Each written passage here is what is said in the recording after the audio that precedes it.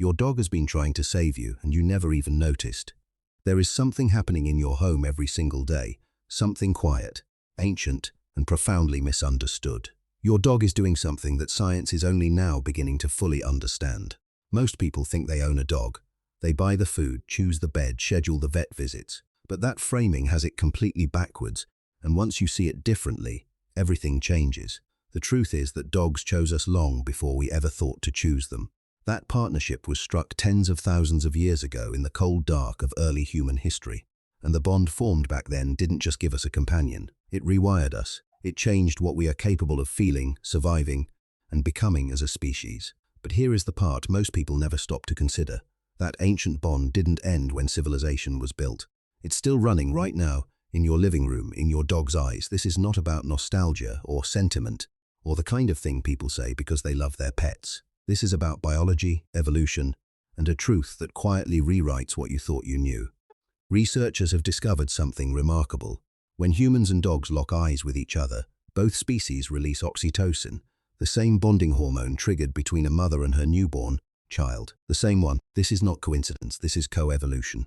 Over 15,000 years, dogs and humans have been shaping each other's nervous systems in ways we are only beginning to comprehend.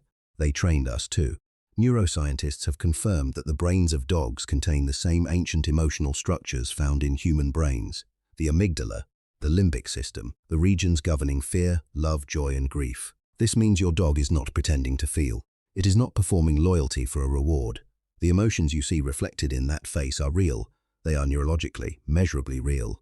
Studies in human psychology have consistently shown that dog owners demonstrate significantly lower cortisol levels, the hormone most directly linked to chronic stress, compared to those living without dogs. The simple act of stroking a dog for just 12 minutes has been shown to reduce blood pressure, slow heart rate, and calm an overwhelmed nervous system. 12 minutes is all it takes. You come home after an exhausting day.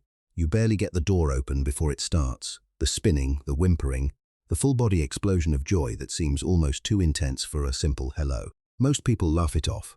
They just want their walk, they say, or they need better manners. We minimize it. We treat it like a habit, like noise, like something to be managed.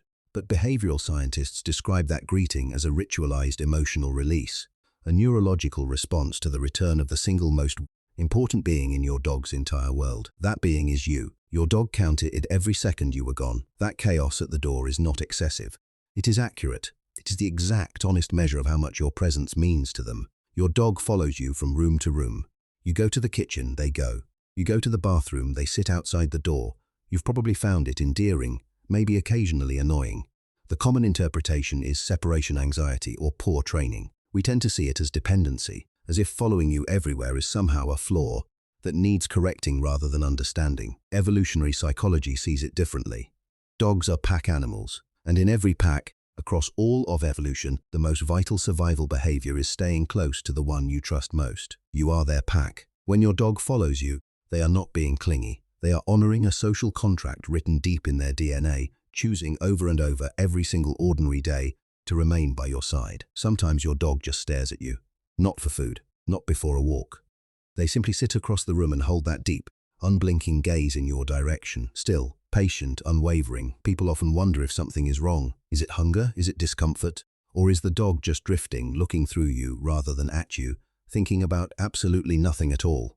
But research tells us what that gaze actually is. Eye contact between a bonded dog and their human triggers a measurable loop of oxytocin in both parties, a cycle of trust and emotional attunement. When your dog stares at you, they are not waiting for something, they are giving you something. They are deepening the bond deliberately, consciously reinforcing the connection. They are choosing you one more time.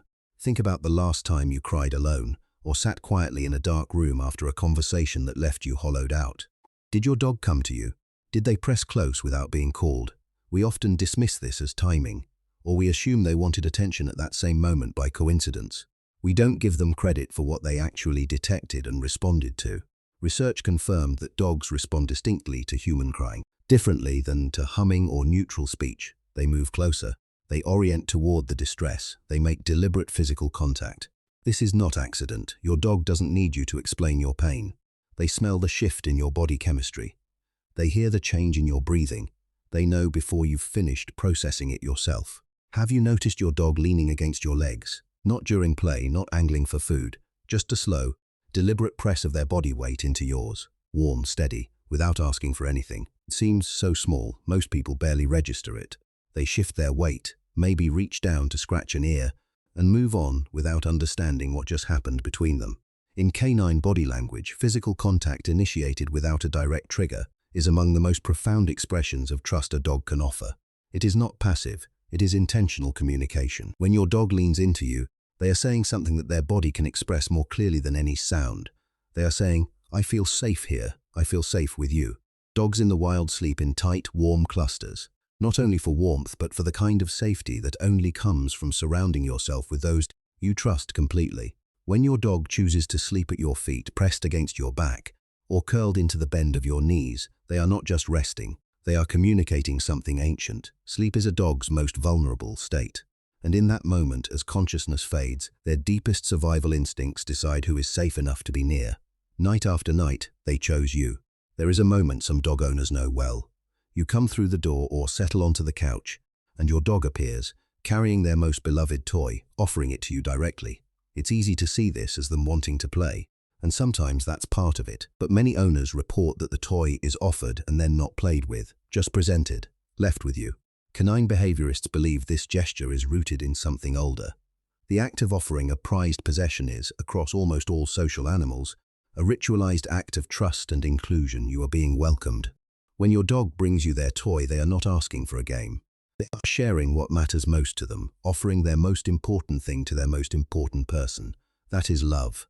You say something in a particular tone, a word they recognize, or just the rise and fall of your voice, and they tilt their head, one ear up, eyes wide, fully locked onto you. We find it adorable, we take photos of it, but very few people understand what is actually happening in that moment. What that tiny, effortful gesture is communicating about their attention to you. Researchers believe the head tilt is an active attempt to better hear and interpret human vocal nuance. Dogs are using their own anatomy, repositioning their ears to understand you more fully. They are trying.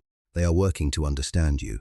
Not just what you want from them, but you, the full sound of who you are. Every tilt of that head is an act of devoted attention. There is a kind of love that asks for nothing. No performance, no achievement, no version of yourself that's better or less broken than what you actually are. Your dog never needed any of that. The dog who sits beside you on your worst days is not doing so because you've earned it. They do it because love, in its purest animal form, is not transactional, it simply exists. Psychologists studying human loneliness have found that the presence of a dog can be more calming to a distressed nervous system than the presence of another person. There is no judgment in a dog's comfort. That matters more than we admit. In a world built on performance and expectation, to be loved without condition is genuinely rare.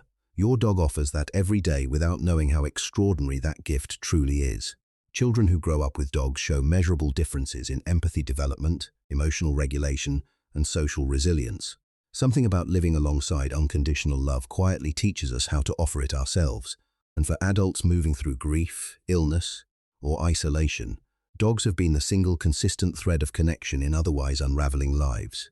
There are people alive today because of a dog, truly, fully alive. And perhaps that is the most quietly radical thing about sharing your life with a dog. In an age of disconnection and noise, they remain still, present entirely, unfailingly here with you, right now. When you look at your dog now, really look, do you see it differently? Not a pet, not a responsibility, something older, more intentional, more deliberately chosen than most relationships in your life. We have spent centuries treating dogs as tools, as charming additions to domestic life. But the science and the stories keep pointing to the same thing. They need us, and we deeply need them. The dog resting at your feet right now is living proof that two entirely different species looked at each other across the darkness of prehistory and, against all logic, decided to stay. That ancient, unspoken agreement is still alive in every wag, every lean, every quiet stare. They have kept their side of it every single day. They have always kept it.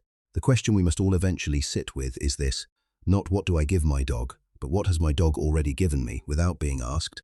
Without hesitation, without end, there will come a day, the part no one wants to say aloud, when they are gone.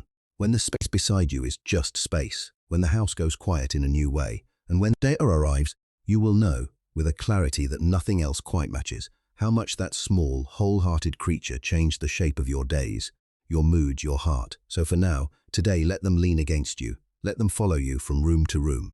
Let them stare at you with that ancient, impossible gaze. Let yourself be loved like that. If this changed the way you see your dog, even slightly, if it made you want to go find them right now, just to be near them, then you already understand everything. Subscribe if you want to keep exploring the world through their eyes. There is always more to discover, and somehow they already knew all of it, long before we ever thought to ask.